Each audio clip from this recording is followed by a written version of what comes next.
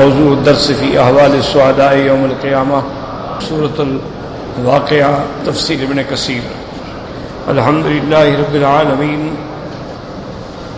والصلاة والسلام علی اشرف الانبیاء وسید المرسلین سیدنا محمد وعلی آلہ واصحابہ اجمعین۔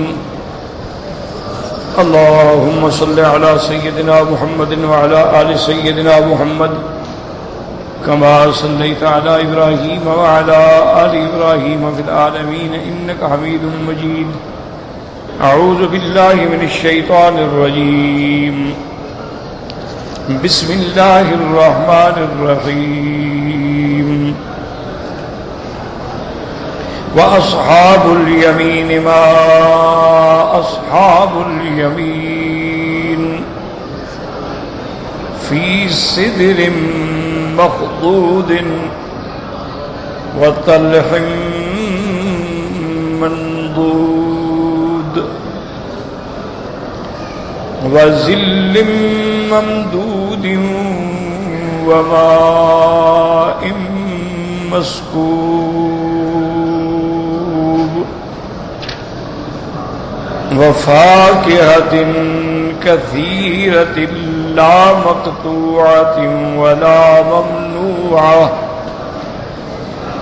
وفرش مرفوعة إنا أنشأناهن إنشاءً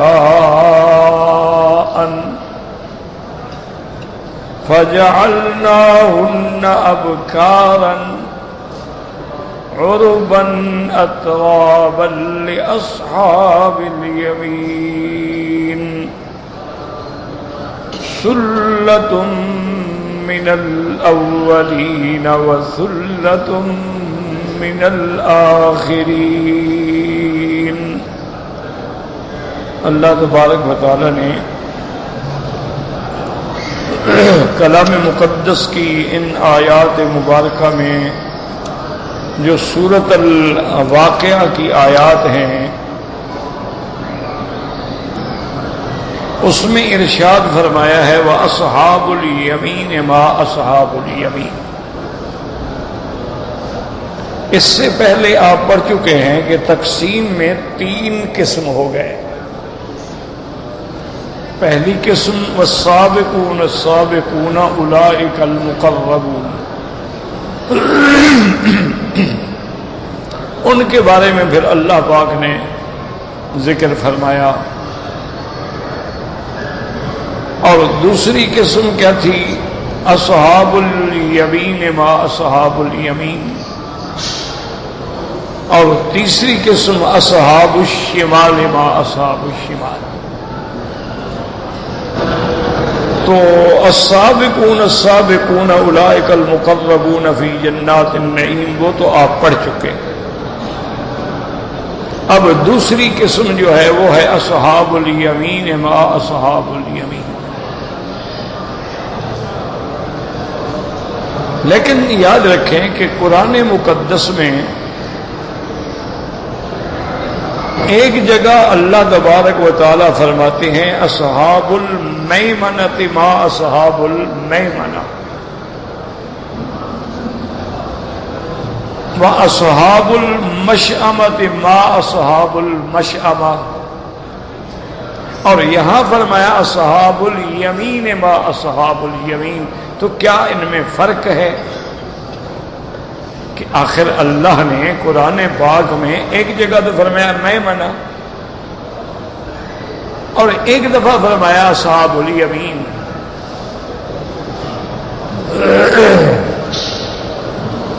تو علماء کرام اور مفسرین اعظام فرماتے ہیں کہ بھئی فرق نہیں ہے، بس اسلوب انداز بیان مختلف۔ کہتے ہیں کہ بھی میمنہ سے مراد بھی داہنے والے اور اصحاب الیمین سے مراد بھی داہنے والے، لیکن اسلوب بیان ہے یہ کمال ہوتا ہے بلاغت اور فصاحت میں کہ ایک ہی کلام کو مختلف انداز میں پیش کیا جائے۔ تو اس لیے ایک مقام پہ تو اللہ نے فرمایا اصحاب المیمنۃ ما اصحاب المیمنہ، اور ایک جگہ فرمایا اصحاب الیمین ما اصحاب الیمین۔ تو یہ انداز ہے یہ فصاحت و بلاغت کا کہ بات ایک ہے لیکن اس کو جدید انداز سے پیش کیا جا رہا ہے۔ ایک جواب تو یہ ہے، لیکن بعض علماء فرماتے ہیں کہ بھئی یہ فصاحت بلاغت والی بات بھی اپنی جگہ درست ہے، کیوں اللہ کے قرآن سے زیادہ فصاحت والا کلام تو کوئی ہو نہیں سکتا۔ اللہ کے کلام میں تو ایسی ایسی آیات کا ایسا بیان ہے کہ تمام دنیا کے اس وقت جتنے شعراء تھے، ادباء تھے، فصحاء تھے، سب کی زبانیں گنگ ہو گئیں، انہوں نے کہا بھی اس کا ہم مقابلہ نہیں کر سکتے۔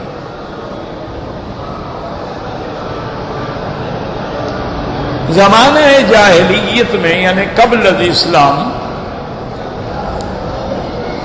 یہ ایک رواج تھا کہ جو بڑے بڑے شاعر ہوتے تھے، بڑے بڑے ادیب ہوتے تھے، وہ اپنا کلام لکھ کر اللہ تعالی کے کعبے کے غلاف سے لٹکا دیتے تھے، یعنی وہ گویا ایک قسم کا دوسرے شعراء کو چیلنج ہوتا تھا کہ بھئی تمہارے اندر ہمت ہے تو اس کے مقابلے پہ کلام لکھ کے لے آؤ۔ اسی لیے آج تک بھی مدارس عربیہ جو ہیں ان میں کتاب پڑھائی جاتی ہے سبع معلقہ، یعنی وہ مضامین جو لٹکائے گئے۔ تو اب جب اسلام آیا تو ایک مسلمان کو خیال آیا کہ بھئی یہ جو مقابلہ کر رہے ہیں ہم بھی پھر ان کے مقابلے پہ ہمیں بھی آنا چاہیے، تو اس نے قرآن کی سب سے چھوٹی سورت اِنَّا أَعْطَيْنَاكَ الْكَوْثَرَ فَصَلِّ لِرَبِّكَ وَانْحَرْ إِنَّ شَانِئَكَ هُوَ الْأَبْتَرُ، 3 کلمات، انتہائی مختصر سورت۔ اس نے لکھ کے قرآن پاک کی یہ سورت مبارک جو تھی وہ لٹکا دی۔ اب جتنے آدمی آتے ہیں، شعراء آتے ہیں، بڑے بڑے ادباء فصحاء آتے ہیں، وہ پڑھتے ہیں، وہ دنگ ہو جاتے ہیں، وہ کہتے ہیں بھئی یہ کس کا کلام ہے، اتنا مختصر، اتنا جامع، اتنا معنی۔ تو بڑے بڑے، حالانکہ اس زمانے میں بڑے عجیب قسم کے شعراء تھے، ایسے شعراء بھی گزرے ہیں کہ جس نے زندگی میں ایک کلمہ جو استعمال کیا ہے دوبارہ نہیں کیا، یعنی اتنا بڑا علم تھا، اس کے پاس ذخیرہ الفاظ تھا کہ اس چیز کے لیے اس نے پھر دوسرا لفظ استعمال کیا۔ اتنے بڑے بڑے شاعر تھے کہ کلام کے نشے میں آ کر نعوذ باللہ نبوت کا دعویٰ کر بیٹھا کہ متنبی، آج بھی پڑھائی جاتی ہے کتاب۔ اسی طرح اور بڑی بڑی عجیب کتابیں ہیں، اور ایک تاریخ کا بڑا عجیب واقعہ ہے کہ ایک شاعر تھا، قیس اس کا نام تھا، امرؤ القیس الگ ہے، یہ اور ہے۔ بادشاہ ناراض ہو گیا، بادشاہ ہوتے ہیں نا، کبھی اچھی بات سے بھی ناراض ہو جاتے ہیں، کبھی بری بات پہ خوش ہو جاتے ہیں، بادشاہ ہے۔ تو وہ غریب بھی بیچارہ کوئی بات کہہ بیٹھا جو بادشاہ کے مزاج کے مطابق نہ آئی، کیونکہ بادشاہ تو پھر بادشاہ ہوتے ہیں نا، کہ کبھی دعاؤں سے ناراض ہو جاتے ہیں اور گالیوں سے خوش ہو جاتے ہیں۔ بادشاہ ناراض ہوا، اس نے حکم دیا بھی اس کو لے جاؤ، بس قتل کر دو، سزائے موت۔ اس کو لے گئے، جب اس کو لے گئے اس مقام پہ جہاں انہوں نے قتل کرنا تھا، تو ان پولیس والوں نے وہ جو تھے انہوں نے کہا کہ دیکھو قیس تم نے ابھی مر جانا ہے، ہم تو بادشاہ کے حکم پہ مجبور ہیں، تمہاری کوئی وصیت ہو، تمہارا کوئی کام ہو تو ہمیں بتا دو یار، ہم جو کچھ ہو سکا ہم کریں گے، اور تمہاری مدد تو ہم کر نہیں سکتے، ہم تمہیں چھوڑ تو سکتے ہیں۔ اس نے کہا بھئی میرا کیا کام ہے، میں ایک شاعر آدمی ہوں، بس بادشاہ سلامت ناراض ہو گئے، میرے مقدر میں یہی سزا لکھی تھی، میری 2 بیٹیاں ہیں اور فلاں شہر میں رہتی ہیں، فلاں بستیوں میں، قصبات میں، اگر کبھی وہاں جاؤ تو ان کو میرا سلام کہہ دینا، اور صرف ان کو نہ بتانا کہ میں قتل ہو گیا ہوں۔ میری بیٹیاں روتی رہیں گی بیچاری، ایسے تو ان کو امید ہوگی نا کہ بابا کبھی آ جائے گا، صرف ان کو یہ کہہ دینا کہ یا ابنتا قیس ان اباکما، بس اتنی بات ہے۔ انہوں نے سوچا کہ قتل ہونے کے ڈر سے پاگل ہو گیا، اب یہ کوئی بیان ہے کہ اے قیس کی بیٹیاں تحقیق تمہارا باپ، پھانسی دے دی، مر گیا، چلا گیا۔ کافی عرصے کے بعد وہ آدمی جو تھے، وہ سپاہی تھے جو بھی تھے، اس قصبے سے اتفاقاً گزرے، ان کو بات یاد آ گئی، انہوں نے کہا یار وہ قیس نے ہمیں پیغام دیا تھا، تو اس بستی میں ہم آئے ہوئے ہیں تو اس کی بیٹیوں کو مل لیتے ہیں، اس کو بتائیں گے نہیں کہ وہ مر گیا ہے۔ وہ آئے، گھر پوچھا اور پتہ لگا، وہاں پہنچے، کنڈی کھٹکھٹائی، لڑکی آئی، کیا بات؟ نے کہا ہم تمہارے باپ کا پیغام لائے ہیں۔ تو انہوں نے کہا یہ آپ اندر آئے، پھر وہ تو بیچاری اپنے باپ کے لیے پریشان تھی، ان کو جا کے بٹھایا اور کہا کہ ہاں کیا ہمیں ہمارے، انہوں نے کہا باپ تمہارا ٹھیک تھا لیکن وہ کسی مسئلے میں کوئی ایسا الجھ گیا ہے کہ وہ جلدی آ نہیں سکتا، تو ہمیں ملا تھا اور کہا تھا کہ میری 2 بیٹیاں ہیں، فلاں قصبے میں ہیں، اگر جاؤ تو ان کو میرا پیغام دیتے۔ انہوں نے کہا اچھا ہمارے ابا نے کیا پیغام دیا؟ انہوں نے کہا پتہ نہیں، ہمیں تو کوئی، وہ شاعر دیوانے تو ہوتے ہیں، تو اس نے یہی کہا تھا کہ یا ابنتا قیس ان اباکما۔ انہوں نے کہا اچھا یہ پیغام دیا، اچھا بس تم بیٹھو، ہم تمہارے لیے کوئی کھانے پانی کا انتظام کرتے ہیں۔ وہ بڑے آرام سے اکڑ کے بیٹھ گئے، وہ دونوں اندر گئیں، تلواریں نکالی، آگے دونوں کی گردنیں اڑا دی۔ اب شور ہو گیا کہ 2 بندے قتل ہو گئے اور بادشاہ کے بلا دیں، وہ تو سارا قصبہ اکٹھا ہو گیا، پولیس آ گئی، ان کو پکڑا، لے گئے، قاضی کے پیش کیا، قتل کیا۔ انہوں نے کہا جی کیا ہے۔ انہوں نے کہا کیوں کیا ہے؟ انہوں نے کہا قاضی صاحب ہم نے اپنے والد کا انتقام لیا ہے، بدلہ لیا ہے، ہمارے باپ نے پیغام بھیجا تھا کہ یا ابنتا قیس ان اباکما قد قتل وقاتلہ لناکما، تمہارا ابا تو قتل ہو گیا، قاتل تمہارے سامنے کھڑے ہیں۔ تو انہوں نے ہمیں پیغام دیا تھا، ہم نے اپنے باپ کے قتل کا بدلہ لیا ہے، اب آپ کی مرضی ہے، آپ ہمیں پھانسی چڑھا دیں۔ قاضی سمجھدار تھا، اس نے تحقیق کی تو واقعہ صحیح نکلا، تو اس نے کہا ٹھیک ہے لڑکیوں کو بھی چھوڑ دو، ان کو کیا خامخواہ قتل کرنا۔ تو یعنی ایسے لوگ تھے جو ایک بات سے اگلی بات سمجھ جاتے تھے، یعنی پہلا جملہ جو ہے اگلے جملے میں پورا قصہ ہے کہ قد قتل، تمہارا باپ قتل ہو گیا، قتل کرنے والے تمہارے سامنے کھڑے ہیں۔ لیکن جب اللہ کے قرآن کی اس صورت مبارک پہ نظر پڑی تو کوئی جواب نہ بن سکا۔ سب سے بڑے بڑے جو فصحاء تھے اور ان کا جو سب کا استاذ تھا اس زمانے میں، اس کے پاس گئے، وہ آیا، اس نے پڑھا اور غور کرنے کے بعد اس نے کہا کہ بھئی اس کے نیچے لکھ دو انا اعطیناک الکوثر فصل لربک وانحر ان شانئک هو الابتر واللہ لیس ھذا من کلام البشر، یہ بندے کا کلام ہی نہیں ہے۔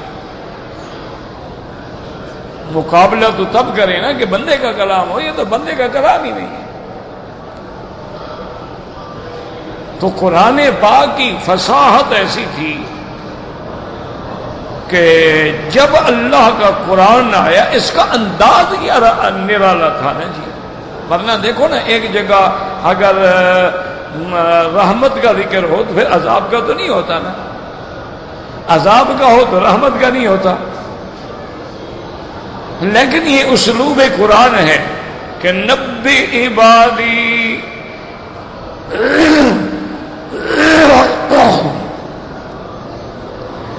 نبی عبادی انی انا الغفور الرحیم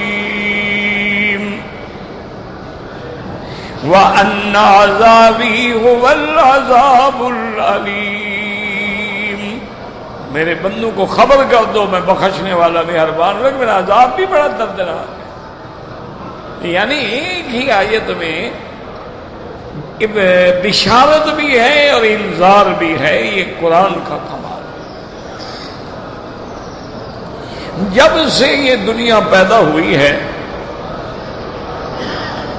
نیند کے بارے میں یہ تو کہا گیا ہے نوم ہے، سینہ ہے، اغمیا اغما ہو گیا، ناما نیند میں چلا گیا، مدہوش ہو گیا، بے ہوش ہو گیا، لیکن یہ کلمہ کبھی کسی کی زبان پہ بھی نہیں آیا کہ فَضَرَبْنَا عَلَىٰ آذَانِهِمْ فِي الْكَهْفِ سِنِينَ عَدَدًا۔ اللہ فرماتے ہیں پھر ہم نے ان کے کانوں کو بند کر دیا۔ تو کانوں کو بند کر دینا جو تھا وہ کنایا تھا نیند سے، کہ جب باہر کی آواز ہی نہیں سنیں گے تو نیند کیسے ڈسٹرب ہوگی؟ آدمی کی نیند تو تب ڈسٹرب ہوتی ہے نا، ٹھک ٹھک ٹھک ہوئی فوراً ڈسٹرب، آواز ہی نہیں آ رہی۔ تو ضرب علی الاذان نیند کے معنی میں صرف اللہ کے قرآن میں استعمال ہوا اور کوئی دنیا کی طاقت استعمال نہیں کر سکتی۔ تو یہ بلاغت و فصاحت ہے قرآن کی۔ تو اس لیے علماء فرماتے ہیں کہ بھائی اس میں تو کوئی شک نہیں کہ یہ انداز بلاغت ہے۔ کہیں فرماتے ہیں اصحاب المشأمۃ ما اصحاب المشأمہ، اور کہیں فرماتے ہیں اصحاب الیمین ما اصحاب الیمین۔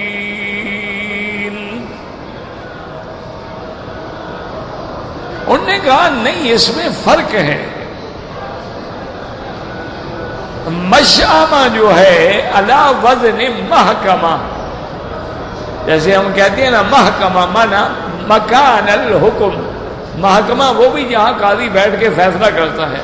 تو مشأمہ سے تو یہ بتلایا گیا کہ مکان کے اعتبار سے یہ بڑے بد نصیب ہیں کہ ان کو بائیں جگہ مل رہی ہے نا۔ تو وہاں بیان تھا باعتبار مکان کے کہ بھائی مقربون اپنے مقام پہ، اصحاب المیمنہ اپنے مقام پہ، لیکن یہ مشأمہ جو ہے یہ اپنے مقام، تو وہاں میمنہ مشأمہ سے مراد تقسیم باعتبار مکان تھی کہ یہ کس طرف ہوں گے اور یہ کس طرف ہوں گے، اور یہاں جو ہے یہاں باعتبار مکان نہیں، یہاں باعتبار مقام ہے۔ تو دونوں میں فرق ہے۔ ایک جگہ مکان کا بیان کیا جا رہا ہے کہ بھائی وہ دائیں ہوں گے، وہ بائیں ہوں گے، اور ایک جگہ مقام کی، ان کا مقام کیا ہوگا۔ تو مکان الگ چیز ہے، مقام الگ چیز ہے۔ تو اس لیے اللہ تبارک و تعالی نے کہیں تو فرمایا ہے اصحاب المیمنہ اور کہیں فرمایا ہے اصحاب الیمین ما اصحاب الیمین۔ تو اب یہ یعنی سمجھ آیا کہ ہر دو لفظ میں اپنی اپنی جگہ بیان کرنے میں ایک حکمت ہے۔ ایسے نہیں اللہ نے فرما دیا کبھی میمنہ اور کبھی فرما دیا یمین، کیونکہ تقسیم جو ہوتی ہے وہ باعتبار مکان ہوتی ہے اور ایک باعتبار مقام ہوتی ہے کہ مکان کیا ہے اور ان کا پھر مقام کیا ہے اللہ کے ہاں۔ تو اب جو بیان ہو رہا ہے وہ باعتبار ان کے مقام کے ہے، اس لیے اللہ فرماتے ہیں اصحاب الیمین ما، داہنے والے وہ کیا خوش نصیب داہنے والے. تو یہ ما جو ہے تعجیب کے لیے ہوتا ہے، تعجب کے لیے بیان کیا جاتا ہے. کبھی تعجب ہوتا ہے عظمت کے اعتبار سے اور کبھی تعجب ہوتا ہے دہشت کے اعتبار سے. جیسے فرمایا القاریۃ ما القاریۃ، وہ کھٹکھٹانے والی، وہ کیا چیز ہے کھٹکھٹانے والی. وما ادراک ما القاریۃ، اور آپ کو کیا خبر کہ وہ کیا چیز ہے، یعنی اس کی ہیبت بیان کی جائے. اور یہاں عظمت بیان کی جا رہی ہے کہ کیا خوش نصیب ہیں داہنے والے کہ عرش کے بھی داہنی جانب، نامہ اعمال بھی داہنے ہاتھ میں، اور اس کے لیے وہ بڑے یمن والے ہیں، برکت والے ہیں، شان والے ہیں. اس لیے ایک ہی لفظ میں ان کی عظمتوں کا بیان آ گیا. صرف یہ نہیں کہ اصحاب الیمین. اسی لیے آپ دیکھیں نا کہ میرے آقا نے رحمت دو عالم سیدنا محمد مصطفیٰ صلی اللہ علیہ وسلم نے ہر کام میں یمین کو اہمیت دی ہے کہ آپ نے مسجد میں جانا ہے دایاں قدم پہلے رکھو، آپ نے کھانا کھانا ہے داہنے ہاتھ سے کھاؤ، آپ نے پانی پینا ہے داہنے ہاتھ سے پیو، آپ نے کنگھی کرنی ہے داہنی طرف سے کرو، آپ نے کپڑا پہننا ہے داہنے بازو پہلے داخل کرو، آپ نے غسل کرنا ہے سر پہ پانی ڈالنے کے بعد پہلے دائیں طرف پانی ڈالو. اسی طرح سے اگر کوئی چیز تقسیم کرنی ہے تو پھر دائنی طرف سے شروع کرو. ہر چیز میں یمین یمین یمین. وہ حدیث مبارک میں ایک واقعہ آتا ہے کہ ایک صحابی تھے، چھوٹے تھے، نوجوان تھے، ابھی بچے تھے، شباب تھا. اتفاق کی بات یہ ہے کہ وہ حضور کے دائیں طرف بیٹھے تھے. وہ جو نوجوان بچہ تھا نا وہ دائیں طرف بیٹھا تھا اور بڑے بڑے صحابہ بائیں طرف بیٹھے تھے. کوئی آدمی ہدیہ لے آیا دودھ کا، تو حضور صلی اللہ علیہ وسلم نے رحمت للعالمین نے اس نوجوان سے فرمایا کہ بیٹا دیکھو، حق یہ ہے کہ میں دائنی طرف سے تقسیم کروں. داہنی طرف سے پھر وہاں پہنچے، لیکن تمہارے بائیں طرف جو ہیں بڑے بڑے بزرگ صحابہ بیٹھے ہیں، عمر میں بھی بڑے ہیں، شان میں بھی بڑے ہیں، عظمتوں میں بھی بڑے ہیں. اگر تم اجازت دے دو تو میں ان کو شروع کر دوں، ان کو پہلے دے دوں. اس نے کہا لا یا رسول اللہ، نہیں حضرت میں تو اجازت نہیں دیتا. انہوں نے کہا حضور آپ ویسے دے دیں تو آپ کی مرضی ہے، لیکن میری اجازت کا تعلق جہاں تک ہے میں اجازت نہیں دیتا. اس نے کہا حضور نے کہا میں اللہ کے بندے کیا بھوگ. انہوں نے کہا یا رسول اللہ آپ کے ہاتھ سے مل رہی ہے چیز میں ان کے لیے چھوڑ دوں؟ یہاں میں اجازت نہیں دیتا. پتہ نہیں آپ ادھر سے شروع کریں، میرے لیے بچت ابھی ہے کچھ کے نہیں بچتا ہے. انہوں نے کہا حضور میں تو اجازت نہیں. وہ سارے صحابہ ہنس پڑے. انہوں نے کہا کہ اچھا ٹھیک ہے، اس کی محبت کا تقاضا یہی ہے تو آپ اسی کو دے دیں، کوئی ایسی بات نہیں. تو بہرحال ہر چیز میں یعنی یمین کی اہمیت ہے. اور اسی طرح آپ دیکھیں کہ قسم کو بھی کیا کہتے ہیں؟ یمین، ایمان. اس کو یمین کیوں کہتے ہیں؟ ورنہ قسم کو قسم بھی کہتے ہیں، یہ بھی عربی کا لفظ ہے، اردو کا لفظ نہیں ہے. لفظ قسم جو ہے یہ عربی کا لفظ ہے. قسم بھی کہتے ہیں لا اقسم بہذا البلد وانت حل بہذا البلد. اچھا حلف بھی کہتے ہیں کہ فلان حلف، اور اس کو یمین بھی کہتے ہیں. اس لیے قرآن کہتے ہیں لا یؤاخذکم اللہ باللغو فی ایمانکم. ایمان جمع یمین. تو قسم جو ہے اس کو یمین کیوں کہا جاتا ہے؟ یاد رکھو کہ عرب کی عادت تھی کہ جب کسی بات پہ پکی بات کرنی ہوتی، وعدہ کرنا ہوتا، قسم کھا لیتے تو پھر دایاں ہاتھ ملاتے تھے. یہ دلیل ہوتی تھی کہ پکی بات ہے بھائی، اس نے قسم کھا لی ہے بس. تو اس لیے اچھا لفظ یمین سے یمن بھی ہے، یمن مانا برکت. تو اس لیے یہاں پر ما جو ہے وہ تعجیب کے لیے ہے کہ وَأَصْحَابُ الْيَمِينِ مَا أَصْحَابُ الْيَمِينِ. اسی کا منظر قرآن نے دوسری جگہ بیان فرمایا وَأَمَّا مَنْ أُوتِيَ كِتَابَهُ بِيَمِينِهِ فَيَقُولُ هَاؤُمُ اقْرَءُوا کتابیہ انی ظننت انی ملاق حسابیہ. جس کو داہنے ہاتھ میں نامہ عمل ملے گا. تو اس لیے اب سنیں سمجھیں کہ اللہ یہاں پر اب بیان عظمتوں کا مقام کا فرمایا اصحاب الیمین ما اصحاب الیمین فی صدر مخضود وطلح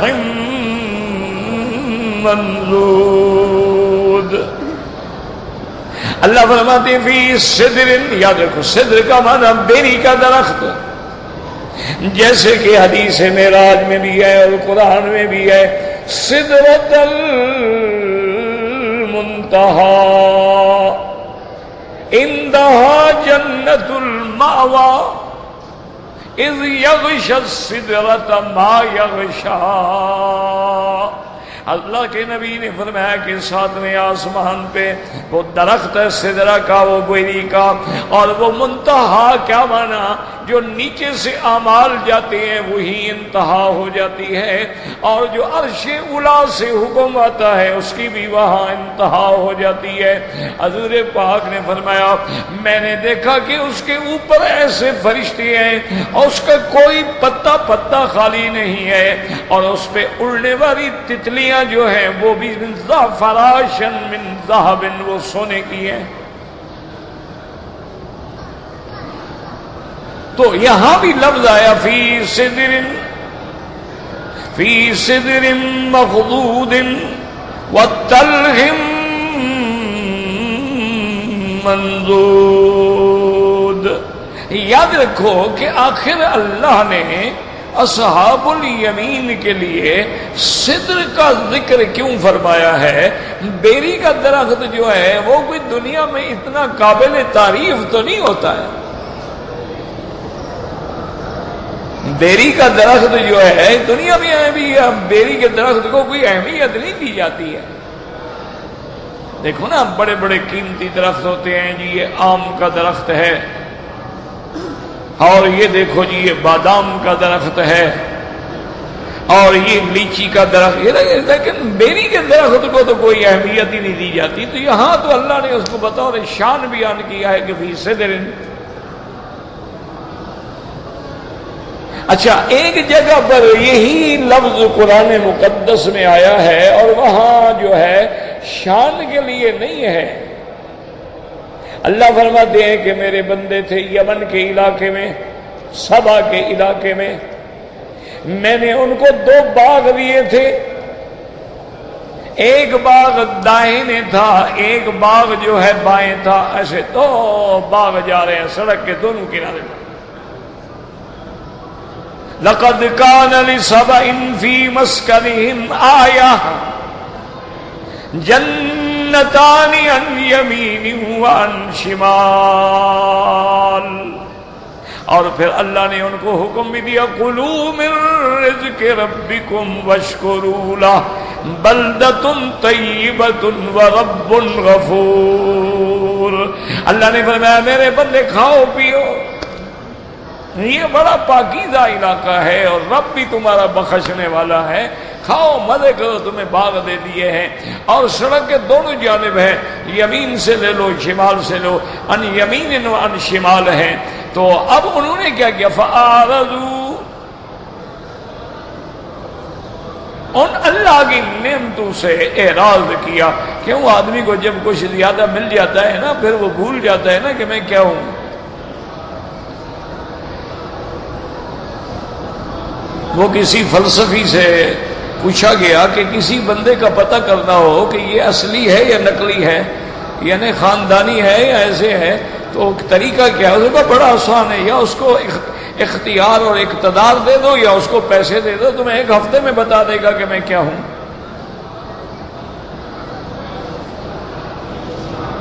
ابھی آپ دیکھ لیں نا، ہمارے لوگ آتے ہیں غریب گھروں کے، مزدوری کرنے کے لیے آتے ہیں، یہاں اللہ نے رزق کھول دیا، پیسہ مل گیا، اب جناب ماشاءاللہ گاڑیاں نیچے ہیں، اب جناب سمسونائٹ کے بریف کیس ہیں، اب پولینڈ کے انڈے کھاتے ہیں، ہالینڈ کی مرغیاں کھاتے ہیں، اب واپس جب جاتے ہیں ان کا دماغ ہی بدل جاتا ہے، دیکھو ایسے بات کر رہے ہوتے ہیں وہ ماشاءاللہ جیسے اس علاقے کا ایڈمنسٹریٹر بھی یہی ہو۔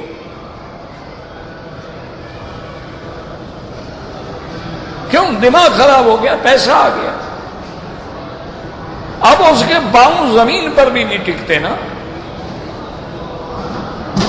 وہ جناب سب اور ایک دو ہزار ریال کے مونٹ بلانک کے پین کھڑے کیے ہوئے ہوں گے، 10,000 ریال کی رولیکس باندھی ہوئی ہوگی، لکھنا چاہے نہ آتا ہو بیچارے کو، اور تحقیق کرو کہ اصل حضرت کون ہیں تو پتہ لگ جائے گا۔ پھر بعد ایسے لوگ بھی ہیں کہ ان کے ماں باپ آ جاتے ہیں نا کبھی حج پہ ملنے کے لیے، یا کبھی بلا دیا کہ چلو یار باپ کو بھی ٹکٹ بھیج دو، وہ بھی کیا یاد کرے گا کہ بیٹے نے ہمیں مزے کرا دیے۔ اور جب وہ یہاں آتے ہیں، اچھا وہ تو غریب ہوتے ہیں بیچارے، وہی پرانی سی چادر باندھی ہوئی اور پرانا سا کپڑا اور پرانی سی ٹوپی، کوئی پوچھ رہے یار، وہ کہتے ہیں نہیں ہمارا نوکر ہے تو ہم اس کو ویسے دے دیں، وہ باپ کو پھر نوکر سمجھ کے تعارف کرواتے ہیں، کیا یار ملازم ہے ہمارا، وہاں نوکر تھا پرانا تو ہم نے اس کو حج کرا دیا، یہ نہیں بتاتے کہ میں ان کا باپ ہوں۔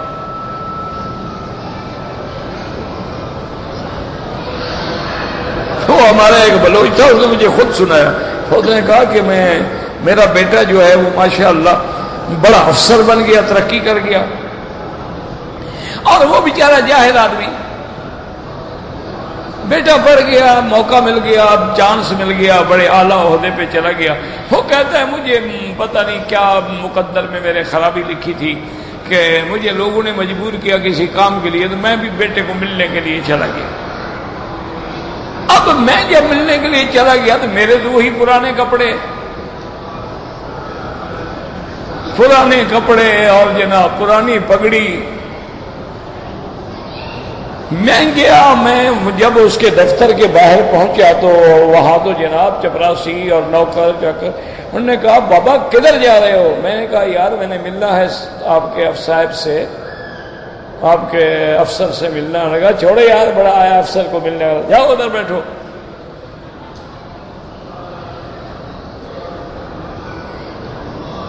تو کہتا ہے میں بیٹھ گیا، کیا کروں؟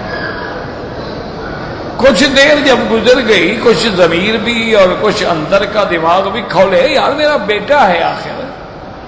تو بہرحال یہ ہے کہ وہ میں پھر گیا، میں نے ان کو کہا یار مہربانی کرو، میرا وہ عزیز ہے، ان کو خبر تو کرو۔ جب میں نے زیادہ شور کیا تو اسے اندر سے کہا اپنے چپراسی کو، یار کیا ہے، کیوں شور کرتے، آنے دو، کیا ہے، کوئی سائل ہوگا، آنے دو۔ اندر گیا تو اس کے دوست بیٹھے ہوئے تھے، تو انہوں نے کہا ہاں بابا بتاؤ کیا بات ہے۔ اور نے کہا اچھا آپ باہر بیٹھے ہیں، آپ کا جو بھی کام ہے میں کروں گا۔ تو کسی اور ساتھ والے دوست نے پوچھا کہ یار بوڑھا آدمی ہے بیچارہ لکڑی پہ کھڑا ہے، اس کا کوئی کام ہے کر دو۔ اور نے کہا نہیں یہ میرے علاقے میں ہے، ہمارے علاقے کا آدمی ہے، وہاں ہمارا ملازم ہے، یہ مزارہ ہے ہمارا۔ وہ کہتا ہے میں نے لکڑی اٹھائی، میں نے کہا بدبخت میں تیری ماں کا قسم ہوں، میں تیرا نوکر ہوں گا، تو میں نے رکھی لکڑی سر پہ اس کے۔ اب جناب سارے بھارے شان، او پکڑو پکڑو، پکڑو مجھے لے جاؤ، میں اس کی ماں کے ساتھ میرے ناجائز تعلقات تھے، یہ پیدا ہوا ہے بدبخت۔ اب لوگ حیران، کیا ہو گیا؟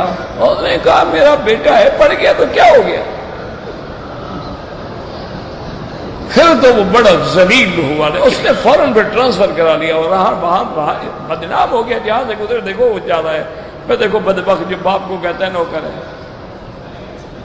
تو یہ چیزیں ہوتی ہیں، ہمیشہ یاد رکھیں، اللہ تبارک و تعالی رحمت فرمائے، لیکن جو ایمان والے ہوتے ہیں، اولیاء اللہ ہوتے ہیں، جو اپنے نفس کو مٹا دیتے ہیں، ان کو ان چیزوں کا کوئی فکر ہی نہیں ہوتا۔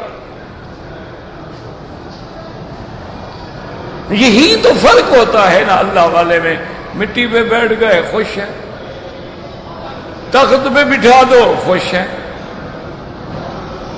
اچھا کھانا مل گیا خوش ہیں، سوکھی روٹی کھا لیں خوش ہیں۔ اور سچی بات ہے، ایمان سے جب ہم پڑھتے تھے نا تو حرم شریف میں یہاں کہیں سو جاتے تھے، کوئی کولر شولر تو ہوتے نہیں تھے نا، روزہ رکھا ہو تو کسی مسجد میں جا کے سو گئے، کہیں ٹھنڈی جگہ دیکھ کے سو، وہ جو مزے کی نیند آتی تھی نا عند اللہ بھی وہ اپنے گھر میں نہیں آتی۔ وہ جو لطف ہوتا تھا نا، ایک مسافر ہے، پڑا ہے، نہ سرانا ہے، نہ بچھونا ہے، نہ کچھ ہے، فرش پہ بدہاتھ رکھا سو گئے، ایسی پیاری نیند پھر زندگی میں کبھی نصیب نہیں ہوئی۔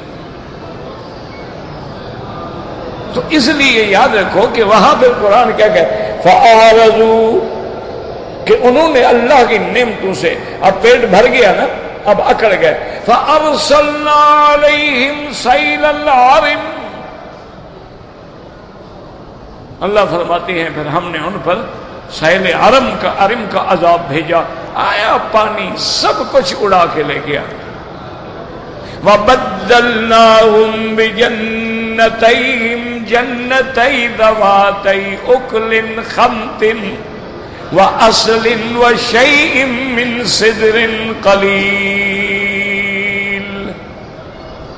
تو وہاں بھی لفظ صدر کا، اللہ فرماتا ہے سارے باغ اجڑ گئے، کچھ بھی نہیں بچا، کچھ جامے کے درخت اور کچھ بیریاں۔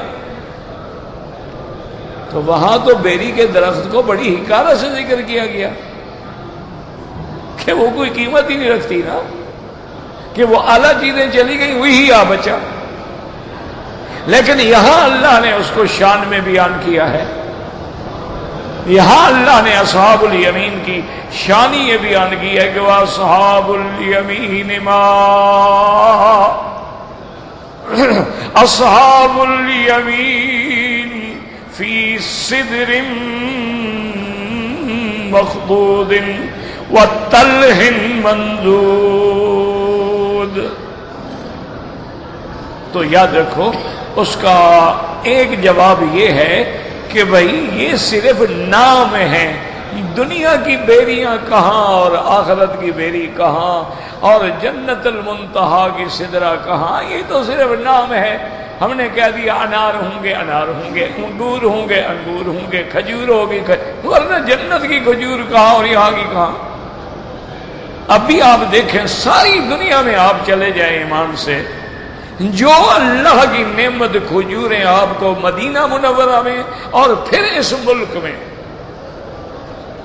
سب سے پہلے مدینہ منورہ، اس کے بعد اس ملک میں بھی الاحسا میں، گسیم میں، بریدہ میں، یعنی ایسی کھجوریں ہیں کہ کائنات کی کوئی کھجور مقابلہ ہی نہیں کر سکتی۔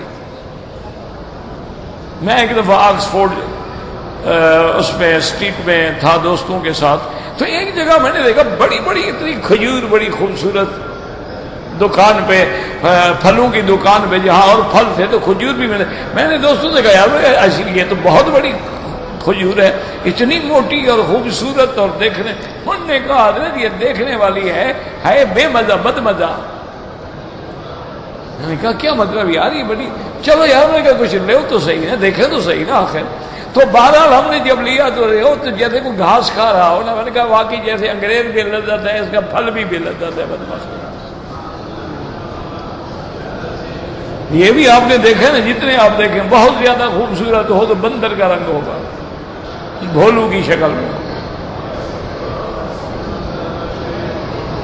وہ ایک دفعہ ایک ہمارے عالم سے کسی انگریز نے جلسے میں سوال کیا، اور اس نے کہا کہ جناب عجیب بات ہے کہ آپ نے دیکھا ہے کہ آپ لوگوں کے ملک میں جو لوگ ہیں، ہندوستان میں، بنگلہ دیش میں، پاکستان میں، ایشیا میں، عرب میں، ادھر ہے، یہ سارے عجیب ہیں، کوئی بڑا ہے، کوئی چھوٹا ہے، کوئی کالا ہے، کوئی پیلا ہے، کوئی نیلا ہے، کوئی گندمی ہے. یہ دیکھیں انگریز ہیں ایک شکل کے 6 فٹ کے لمبے قد کے لوگ ہیں. تو معلوم ہوا کہ ہمارا اصل جو ہے وہ حقیقی ہے. تم لوگ پتہ نہیں کہا کہ مولد ہر آدمی کی شکل ہی الگ ہے. کوئی بندو خان ہے اور کوئی جندو خان ہے اور کوئی سہارا خان ہے اور کوئی منگلا خان ہے. تو یہ کیا وجہ ہے؟ تو اس عالم نے جواب دیا، اس نے کہا بالکل تم نے ٹھیک کہا ہے. 1000 گدا کھڑی کرو سب ایک جیسی ہوگی. اگر 1000 گھوڑا کھڑا کرو تو رنگ میں فرق ہوگا. تو جو اصل ہوتے ہیں ان میں فرق ہوتا ہے. جو تمہاری طرح گدے ہوتے ہیں وہ ایک رنگ کے ہوتے ہیں. انہوں نے کہا 1000 گدا کھڑی کر تو مجال ہے کہیں کان میں بھی فرق آ جائے. لیکن گھوڑا کوئی کمیت ہوگا، کوئی ابلک ہوگا، کوئی جناب مشکی ہوگا، کوئی سفید ہوگا، کوئی سیاہ ہوگا، کوئی اس کے تو پھر الگ الگ شانے ہیں. تو اس لیے یاد رکھو علماء نے فرمایا کہ صرف نام میں مشابہت ہے کہ ہم بھی بیر کہتے ہیں، قرآن نے بھی بیر کا ذکر، ورنہ جنت کی بیری کہاں اور دنیا کی بیری کہاں. اور تو صرف نام ہے نا. پھر جب نام ہے تو پھر بات ہی ختم ہو گئی. ایک اور دوسرا علماء نے فرمایا کہ دیکھو قرآن کو سمجھو. یہاں اللہ تعالی ذکر فرما رہے ہیں ان درختوں کا جو باعتبار پتوں کے پہچانے جاتے ہیں، اور کبھی درختوں کا ذکر کیا جاتا ہے جو بطور پھل پہچانے جاتے ہیں. بات سمجھو. کبھی درختوں کا ذکر کیا جاتا ہے جو بطور جمال پہچانے جاتے ہیں. کیا مطلب؟ مثلا کچھ درخت ہیں ان کے پتے بڑے چھوٹے چھوٹے ہوتے ہیں. اچھا کچھ ہیں جن کے بڑے پتے ہوتے ہیں. تو یہاں صرف اللہ اوراق کا ذکر فرما رہے ہیں کہ ایک صدر کا ذکر کیا جس کے چھوٹے پتے، آگے کیلے کا ذکر کیا جس کے بڑے بڑے پتے. تو یعنی وہاں عجیب نعمتیں ہوں گی. چھوٹے پتوں والے درخت بھی ہوں گے اور بڑے پتوں والے درخت بھی ہوں گے. جیسے کہہ دیا جائے کہ بھائی وہ مشرق و مغرب کا مالک ہے، مانا ساری کائنات کا مالک ہے. تو جب چھوٹے پتوں والے بھی ان کے اور بڑے پتوں والے بھی ان کے، تو مانا ہر قسم کی ان کے پاس نعمتیں ہوں گی. یہاں تقابل ہے اوراق میں. اس لیے صدر چھوٹے پتے اور طلح بڑے پتے، تو تقابل بھی ہو گیا اور دونوں چیزوں کا ذکر بھی ہو گیا. اس لیے اللہ فرماتے ہیں فی صدر مخضود وطلح مندود. یاد رکھو مخضود، مخضود کا معنی بعض علماء نے فرمایا بلا شوک، بیری کا درخت تو ہوگا لیکن اس کے ساتھ کانٹے نہیں ہوں گے. دنیا میں تو کانٹے ہوتے ہیں نا، بیری کے درخت کے ساتھ مشہور چیز ہے. بیری کا درخت جو ہے اس کے ساتھ کانٹے ہوتے ہیں. امام ترمذی کا بڑا مشہور واقعہ ہے نا کہ ایک جگہ سے آپ گزر رہے تھے، شاگرد کے پیچھے بیٹھے تھے اونٹنی پر، اور وہاں سے جب گزرے تو حضرت نے اپنی گردن جھکا دی. نابینا ہو گئے تھے آخری عمر میں. تو شاگرد نے پوچھا حضرت خیریت ہے؟ فرمایا یار یہاں بیری کا درخت تھا، میں آج سے 30 سال پہلے گزرا تھا تو میری پگڑی وہ اس کے کانٹوں میں الجھ گئی تھی. میں نے گردن جھکا دی کہ کہیں پھر نہ الجھ جائے. انہوں نے کہا جی یہاں تو کوئی درخت نہیں ہے. انہوں نے کہا اونٹ روکو. پھر اونٹ روکا. فرمایا جاؤ بستی والے بوڑھے شوڑے لوگ جو ہیں ان کو پکڑ کے لے آؤ. اگر درخت نہیں ہے یہاں تو مانا میرا حافظے نے کام چھوڑ دیا ہے، لہذا میں حدیث بیان نہ کروں آئندہ. کہا یہ تو راوی کے لیے سب سے بڑی چیز یہی ہوتی ہے، عدالت ہو، ضبط ہو اور حفظ ہو. حافظہ ہی جواب دے جائے تو پھر بیان کیا کرے گا. تو جب بوڑھے لوگوں کو بلایا گیا انہوں نے کہا جی واقعی یہاں درخت تھا لیکن اتنا عرصے پہلے کاٹ کے سڑک ٹھیک کر دی گئی ہے. اپنے کہا الحمدللہ، اللہ کا شکر ہے کہ اللہ نے میرے حافظے کو محفوظ رکھا ہے. لیکن وہ درخت ایسا ہوگا بیری کا فی صدر مخضود کہ جس کے کانٹے نہیں ہوں گے. واللہ اعلم.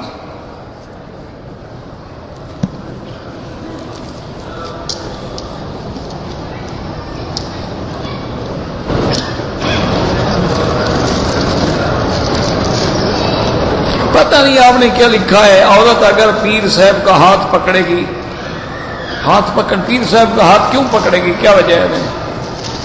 کوئی یہ کیا سوال ہے، مجھے کیا پتا بھی عورت پیر صاحب کا ہاتھ کیوں پکڑے گی؟ بیعت کرنے کے لیے پکڑے گی تو ناجائز ہے۔ حضور پاک صلی اللہ علیہ وسلم نے بیعت میں کبھی کسی غیر محرم عورت کے ہاتھ کو نہیں دیا، اور بی بی عائشہ فرماتی ہے ما مس ید رسول اللہ، حضور پاک صلی اللہ علیہ وسلم کا ہاتھ کبھی غیر محرم عورت سے چھو کے بھی نہیں گزرا، وہ تو دور بیٹھ جاتی تھی، حضور پڑھتے تھے شرائط فرما بسدا یا تو کننا، میں نے تمہاری بیعت کر لی۔ تو اگر بیعت کے لیے پیر کا ہاتھ پکڑے وہ تو ناجائز ہے، حرام ہے۔ ایسے پیر کی تو بیعت ہی نہ کرو جو عورتوں کے ہاتھ پکڑتا ہو۔ اور کوئی وجہ ہے پیر کے ہاتھ پکڑنے کی تو تمہیں پتا؟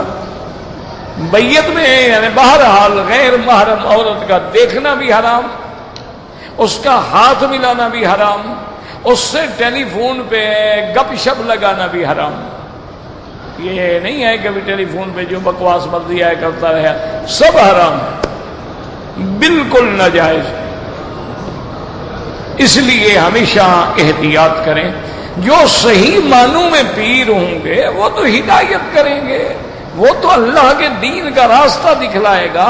اگر وہ خود سنت رسول کا مخالف ہے تو پیر کیسے ہو سکتا ہے؟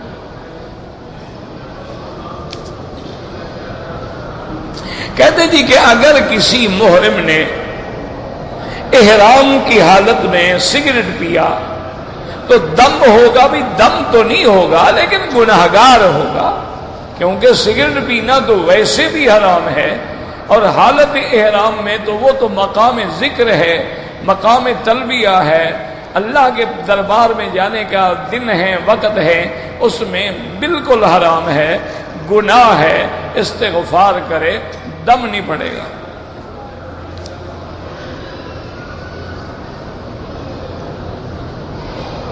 ہمارے بچوں کا امتحان ہے، اللہ ہر بچے کو امتحان میں کامیاب و کامران فرمائے، اللہ ان کو ناجحین فائزین میں بنائے، اور اللہ پاک ان کو اپنے رسول پاک کی اور والدین کی اطاعت نصیب فرمائے۔ ربنا هب لنا من ازواجنا وذرياتنا قرۃ اعین واجعلنا للمتقین اماما۔ اسی لیے دعا ہے کہ اصلح لی فی ذریتی انی تبت الیک وانی من المسلمین، اور بھی بہت ساری دعائیں ہیں۔ بہرحال آج کل بچوں کے امتحان ہو رہے ہیں، اللہ کامیاب۔ اولیاء اللہ کے لیے بھی ہم کوئی صدقہ جاریہ بنائیں، بالکل بنائیں، کوئی بات نہیں۔ بڑے بڑے لوگوں نے، آپ نے دیکھا نہیں ہے یہاں پر کتنے مدارس ہیں، مثلا مدرسہ انس ابن مالک، مدرسہ بلال ابن ابی رباح، مدرسہ عبداللہ ابن مسعود، یہ سارے صحابہ کے نام پہ کیوں بنائے گئے ہیں؟ تو جتنا بھی آپ کریں گے صدقہ جاریہ بالکل جائز ہے۔ کہتے جی کہ طواف الوداع تو واجب ہے، کوئی واپس آنے کی نیت کرے، طواف الوداع میں تو جانے کی نیت ہوتی ہے، دعا یہ ہوتی ہے کہ اللہ ہمیں واپس لے آئے۔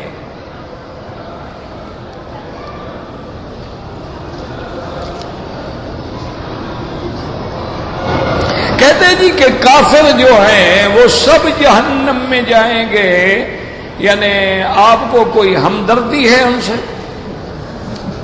نہیں، کوئی وجہ بھی تو بتاؤ نا، اگر تمہیں کیوں تکلیف شروع ہو گئی ہے؟ کافر جناب سب جہنم میں جائیں گے۔ من مات یشرک باللہ شیئا، جو بندہ بھی شرک سے مرا سیدھا جہنم، وہ کوئی ہو، یہودی ہو، نصرانی ہو، ہندو ہو، سکھ ہو، اللہ نے جب قرآن کھول دیا، انبیاء بھیج دیے، اب اس کے بعد اس کی کیا تکلیف ہے کہ وہ اسلام نہیں لیا تھا؟ کیا معنی ہے اس کو؟ تو بہرحال کافر جہنم میں جائے گا۔ باقی ہیں ان کی اولادیں، یعنی جو حالت معصومیت میں فوت ہو گئیں، چھوٹے بچے فوت ہو گئے، ان کو اللہ تبارک و تعالی جنت میں بھیجیں گے، وہ آرام میں ہو۔ ان کا کیا قصور ہے؟ ہاں اگر کہتا ہے جی کسی کافر کو اسلام نہ پہنچا ہو، اسلام نہ پہنچا ہو، عقل تو ہے نا، اس سے توحید کے بارے میں پوچھا جائے گا، کیونکہ ہر انسان کل مولود یولد علی الفطرت ہے، اگر وہ توحید کا جواب صحیح دے دے گا جنت میں جائے گا، باقی شریعت کا نہیں پوچھا جائے گا کیونکہ شریعت اس کو پہنچی ہی نہیں۔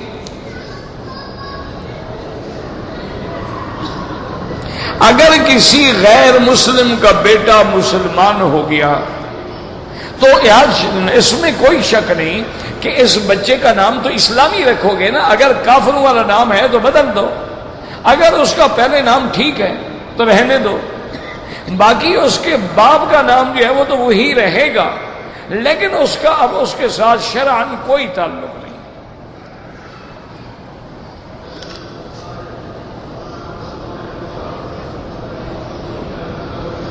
کہتے ہیں جی کہ قبر میں نماز کا سوال ہوگا اور رفع یدین کے بارے میں بھی پوچھا جائے گا، یہ کوئی حدیث ہو تو لکھ کے مجھے بھی بھیج دو، آمنا و صدقنا۔ اگر کسی حدیث میں یہ لفظ ہو تو مجھے لکھ کے وہ حدیث بھیج دو، نہیں ہے تو اللہ کے رسول پہ جھوٹ نہ بولو۔ من کذب علی متعمدا فلیتبوأ مقعدہ من النار، پھر اللہ کے رسول پہ جھوٹ نہ بولو۔ قبر کے اندر تو سوال معلوم ہے کہ من ربک ما دینک ما تقول فی حق ھذا الرجل، بس یہ 3 سوال۔ اگر تمہارے پاس ایسی حدیث ہے تو مجھے دے دو، انشاءاللہ میرا حرم میں وعدہ ہے کہ میں عمل کروں گا، اور اگر نہیں ہے تو اللہ کے رسول پہ جھوٹ نہ بولا کرو۔ کیوں جھوٹی باتیں بناتے ہو لوگوں کو دھوکہ دینے کے لیے؟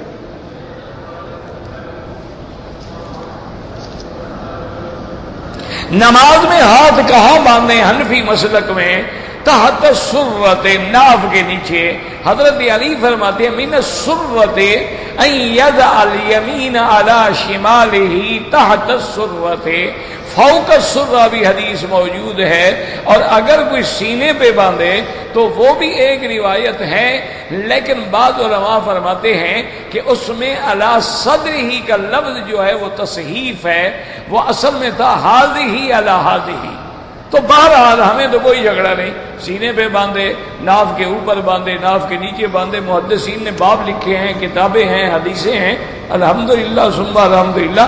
رونا تو اس کا ہے جو نماز ہی نہیں پڑھتا۔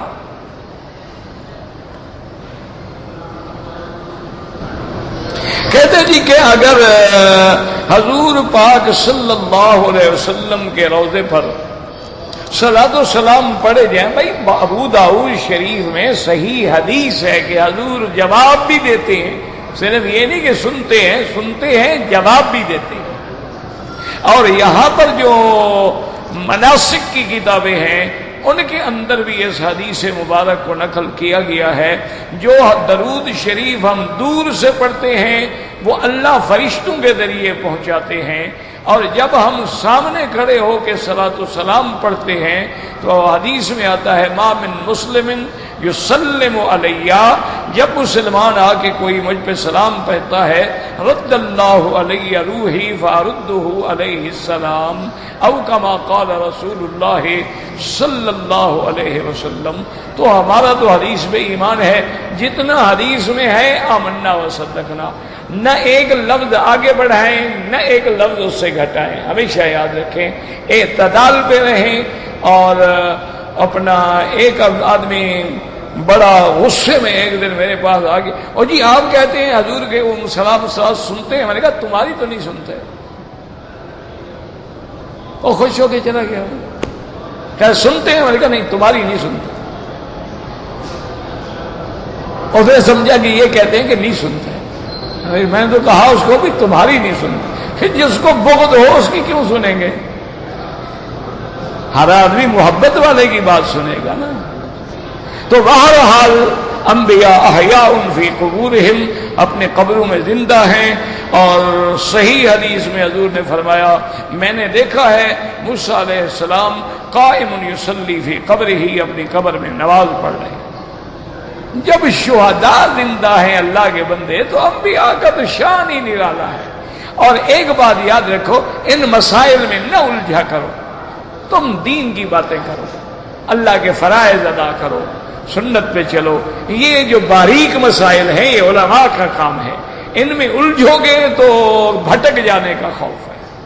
اللہم ثبتنا علی الایمان، اللہم یا معلم ابراہیم علمنا، یا مفہم سلیمان فہمنا، اللہم نور وجوہنا بنور الایمان، نور قلوبنا بنور العرفان، اللہم ارزقنا علوم الاحادیث والقرآن، اللہم انصر الاسلام والمسلمین، اللہم انصر الاسلام والمسلمین، اللہم احفظ سائر بلاد المسلمین وهذا البلد الأمين فاجعلها آمنا مطمئنا سخاء رخاء إلى يوم الدين برحمتك يا أرحم الراحمين۔ اللهم اشفنا واشف مرضانا ومرضى المسلمين، اللهم اصلح أولادنا وأولاد المسلمين، اللهم اجعلنا واجعلهم من عبادك الصالحين الناجحين الراشدين الفائزين برحمتك يا أرحم الراحمين۔